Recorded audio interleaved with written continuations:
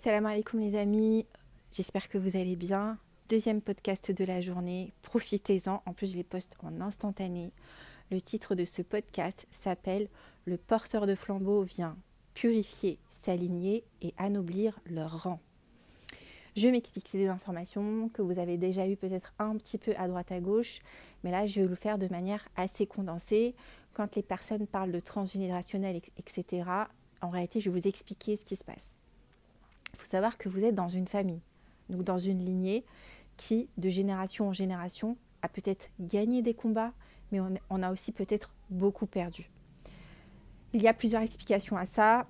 L'explication principale, c'est le manque de tawhid. Quand une lignée s'est éloignée du tawhid et qu'elle a délaissé le tawhid pour du shirk, généralement, elle va pactiser effectivement avec les diables qui vont réclamer de l'énergie via la descendance. Donc il y a une partie de votre famille qui va effectivement nourrir des pactes sataniques et donc ce qu'on appelle alimenter un karma dans d'autres traditions mais pas dans la nôtre, qui ne va pas faciliter les générations futures qui seront soit obligées de continuer à alimenter les pactes, soit d'en sortir.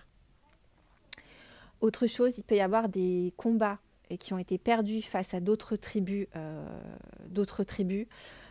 soit pour des histoires d'amour, comme un peu à la Roméo et Juliette, sauf que vous le portez de manière inconsciente, mais vous ne savez pas exactement ce qui s'est passé.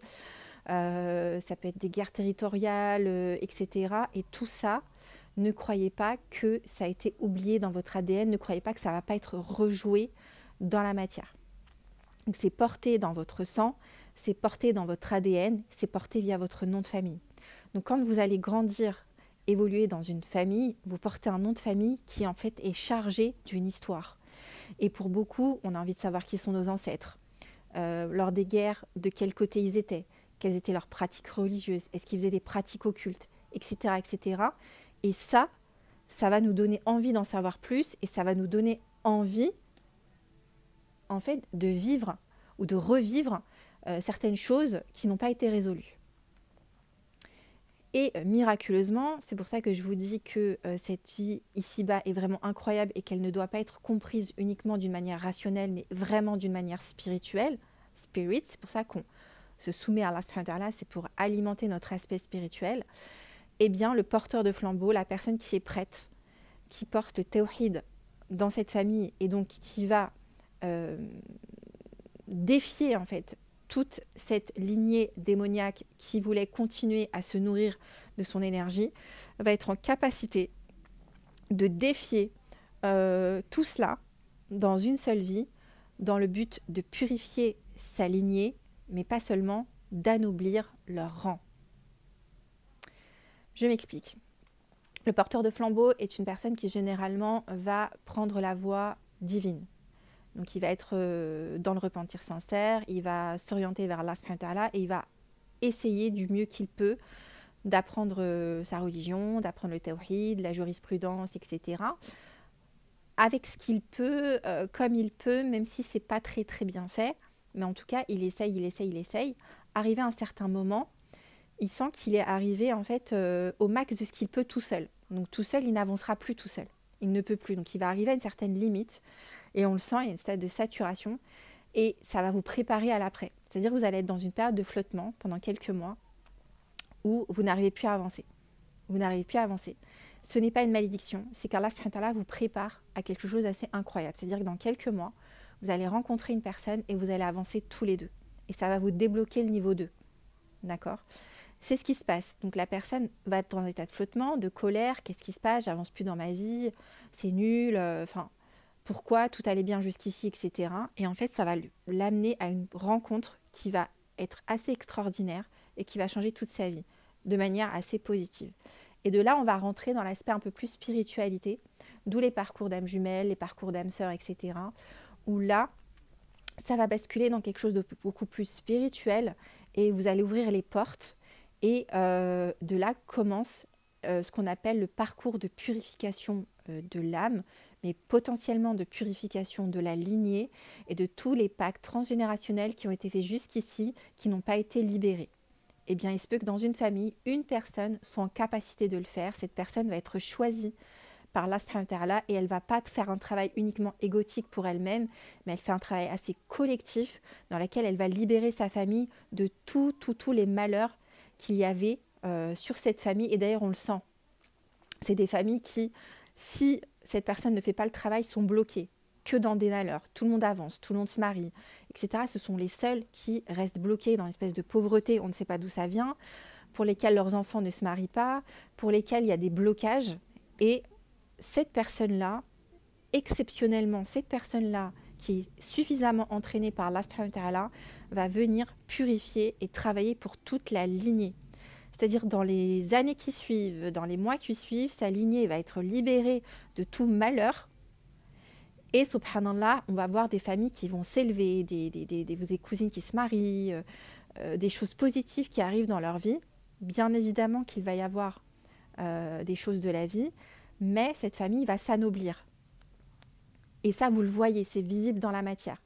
La personne aussi va être récompensée par Allah subhanahu wa ta'ala. Elle va purifier énormément de ce qu'on appelle dans des confessions, je crois, bouddhistes, le karma, mais elle va purifier les péchés, l'ensemble du transgénérationnel. Et donc ça se voit chez elle, dans sa maison.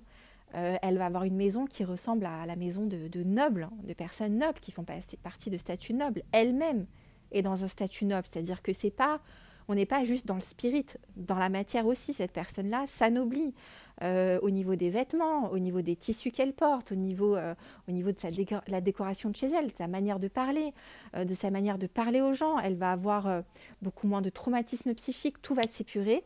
Et donc, elle améliore ses relations humaines. Donc, tout va beaucoup mieux aussi dans la matière. Mais c'est parce que ça s'est joué d'un point de vue spirituel, puis ensuite, c'est redescendu dans la matière. Puis à un moment donné, les amis, le combat s'arrête. Cette personne-là a purifié tout ce qu'elle avait pu purifier. Et à un moment donné, elle s'arrête. C'est pas qu'elle s'arrête, c'est Allah subhanahu wa ta'ala qui décide qu'elle va s'arrêter pendant X années et laisser en fait chaque membre de la famille reprendre sa place, reprendre leur propre place, et le dysfonctionnement familial qu'il y avait disparaît au profit d'un rééquilibrage, c'est-à-dire que cette personne elle-même va reprendre sa place dans la lignée, sa place originale, c'est-à-dire qu'elle n'est plus dans la posture du sage, elle n'est plus dans la posture de la personne qu'on appelle, elle va revenir dans sa posture originelle. Si c'est la petite dernière, elle restera la petite dernière, elle va revenir à sa place d'origine et elle va faire un espèce de silence qui va permettre à chaque personne de la famille de réfléchir à tous les apports que cette personne a apportés, etc., etc. Et petit à petit, cette personne-là va se recentrer sur elle-même pour pouvoir continuer son travail, mais sur elle-même. Vous comprenez ? Et donc, ce porteur de flambeau, il va travailler non pas de manière indéfinie, c'est d'une manière finie.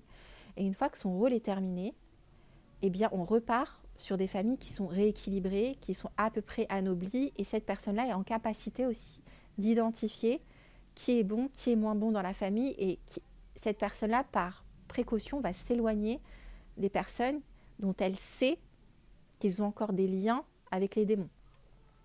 Voilà, elle va observer, ça peut être leur descendance pour laquelle le petit-fils va commettre un meurtre.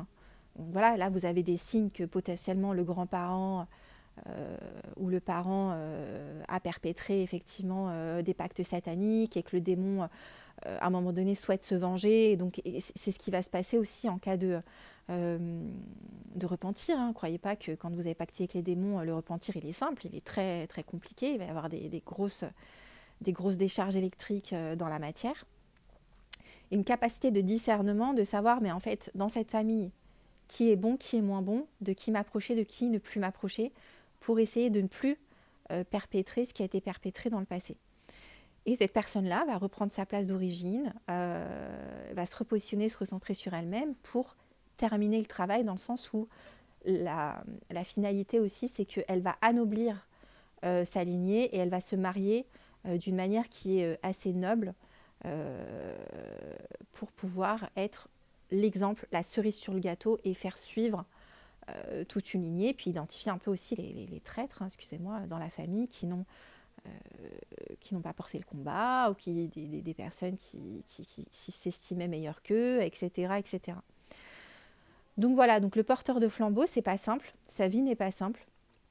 Les personnes lui donnent un nom, des noms un peu plus spirituels. Bon, je ne vais pas dire les noms pour pas alimenter certaines croyances, même s'il y a des choses qui sont vraies et des choses qui sont fausses. Mais c'est quelqu'un d'assez préparé au combat spirituel, qui va s'anoblir, qui va anoblir sa famille, qui est prêt en fait à incarner une espèce de royauté noble sur cette terre, qui ne va pas attendre effectivement d'être validé de l'extérieur pour valider son rang de noblesse, et qui va pouvoir purifier toute une famille. Et ça, c'est un décret divin. Et on remerciera toujours le Seigneur des mondes pour ce qu'il nous a permis de faire et d'accomplir ici-bas. Et Bidnillah qu'il continuera le travail. Il continuera le travail avec sa descendance, bien évidemment. Mais effectivement, le combat, les amis, est avant tout spirituel, avant de descendre dans la matière. Voilà pour ce nouveau podcast. J'espère qu'il vous aura plu et je vous souhaite une bonne journée.